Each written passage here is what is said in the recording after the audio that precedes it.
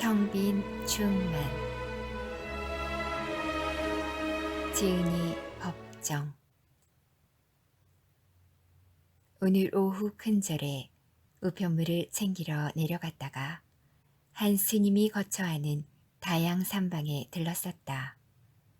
내가 이 방에 가끔 들르는 것은 방 주인의 깔끔하고 정갈한 성품과 아무 장식도 없는 빈 벽과 텅 빈 방이 좋아서다.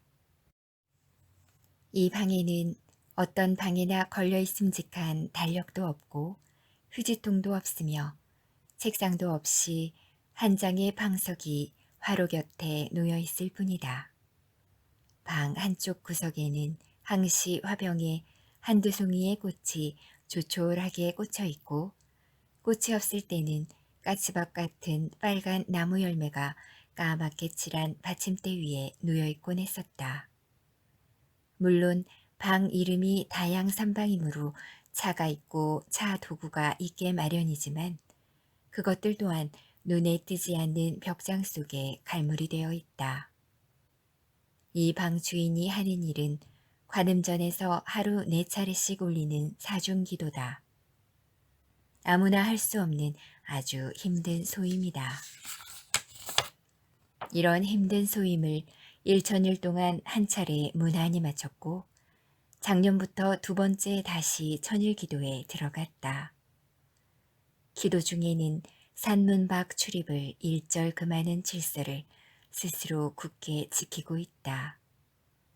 순광사에서 5, 6년에 걸쳐 도량을 일신하는 중창불사를 별다름 어려움과 장애 없이 원만히 진행하게 된 것도 그 이면에는 이 방 주인과 같은 청정한 스님의 기도의 공이 크게 뒷받침되었으리라고 나는 굳게 믿는다. 그런데 오늘 이 방에 이변이 생겼다. 방 안에 화로도 꽃병도 출입문 위에 걸려있던 이 방의 편액도 보이지 않았다. 빈 방에 덩그러니 방석 한 장과 조그만 탁상시계가 한쪽에 놓여있을 뿐이었다. 웬일인가 싶어 방 주인의 얼굴을 쳐다보았더니 새로운 각오로 정진하고 싶은 그런 심경임을 말없는 가운데에서도 능히 읽을 수 있었다. 과부 사정은 과부가 안다는 속담이 있지만 중의 사정은 중이 훤히 안다. 너절한 데서 훨훨 벗어나서 새롭게 시작하고 싶은 그 마음을 나는 누구보다도 잘 알 수 있다. 속을 모르는 남들은 갑작스런 변화를 보고 이 무슨 변덕인가 할지 모르지만 본인으로서는 안일한 일상과 타성의 늪에서 뛰쳐나와 새롭게 태어나고 싶은 것이다.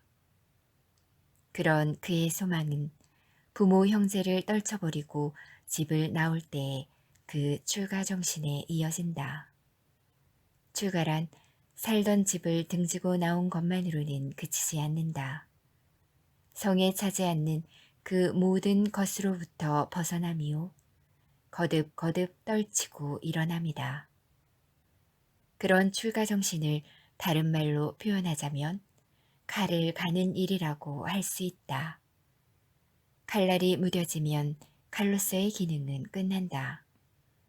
칼이 칼일 수 있는 것은 그 날이 퍼렇게 서 있을 때 한해서다. 누구를 상하게 하는 칼날이 아니라 버릇과 타성과 번뇌를 가차없이 절단하는 반야검, 즉 지혜의 칼날이다.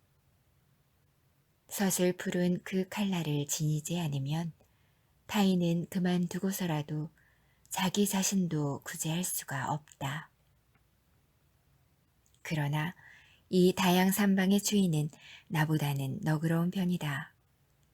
나 같으면 편액을 걸어두었던 그 못까지도 빼버리고 그 자국마저 종이로 바르고 나서야 직성이 풀릴 것이다. 언젠가 마음이 변해서 다시 그 자리에 편액을 거는 일이 있더라도 한번 마음이 내켰을 때는 철저하게 치우고 없애야 한다. 그때 그 심경으로 치우고 없애는 그 일이 바로 그날의 삶이다. 작심삼일. 이런 결심이 사흘을 넘기지 못한다 할지라도 그날 그때의 그 결단만으로도 의미는 충분하다. 이런 비장한 결단 없이는 일상적인 타성과 잘못 길들여진 수렁에서 벗어날 기약은 영원히 오지 않는다. 누가 내 삶을 만들어줄 것인가? 오로지 내가 내 인생을 한층 한층 쌓아갈 뿐이다. 선종사에 방거사라는 특이한 선자의 이야기가 실려 있다. 8세기 후반에서 9세기 초에 걸쳐 살다간 제가 신자인데 마조, 즉 중국의 위대한 선사의 법을 이었으며 어록이 전해질 만큼 뛰어난 삶을 살았다. 그는 원래 엄청난 재산을 지닌 소문난 부호였다. 그런데 어떤 충격을 받고 그랬는지는 전해지지 않으나 어느 날 자신의 전 재산을 배에 싣고 바다에 나가 미련 없이 버린다. 어떤 문헌에는 바다가 아니고 동정호로 기록되어 있다. 그는 전 재산을 바다에 버리기 전에 사람들에게 나누어 줄까도 생각해 보았지만 자신에게 원수가 된 재산을 남에게 떠넘길 수 없다는 생각에서 결심을 단행한다. 살던 저택을 버리고 조그만 오막살이로 옮겨 앉는다. 대조리를 만들어 장에 내다 팔아서 생계를 이으면서 딸과 함께 평생 동안 수도 생활을 한다. 있던 재산 다 버리고 궁상맞게 대조리를 만들어 생계를 꾸려가는 그의 행동을 세상에서는 미쳐도 보통 미친 것이 아니라고 비웃을 것이다. 그러나 당사자에게는 그때부터 그의 인생이 진짜로 전개된다. 그의 어록에는 이런 개송이 실려 있다. 세상 사람들은 돈을 좋아하지만 나는 순간의 고요를 즐긴다. 돈은 사람의 마음을 어지럽히고 고요 속에 본래의 내 모습 드러난다. 또 다음과 같이 읽기도 했다. 탐욕이 없는 것이 진정한 부시오. 어리석음 없는 것이 진정한 좌선. 성내지 않음이 진정한 지게요. 잡념 없음이 진정한 구도다. 악을 두려워하지 않고 선을 추구하지도 않는다. 인연 따라 거리낌 없이 사니 모두가 함께 반야선을 탄다. 며칠 전 여수 오동도로 동백꽃을 보러 갔다가 현정인의 집에 들렀다. 거실에 있는 오디오 장치를 볼 때마다 나는 미안한 생각이 든다. 이 오디오는 애초 현정인의 아버지가 나를 위해 우리 방에 설치해 준 것인데 한 1년쯤 듣다가 예의 그 변덕이 일어나 되돌려 준 것이다.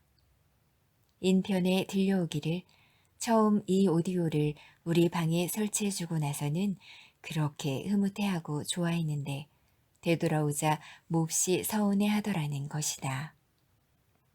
나는 이 오디오 말고도 산에 살면서 2차례나 치워 없앤 적이 있다. 음악이 싫어서가 아니라 그 더미가, 소유의 더미가 싫어서였다.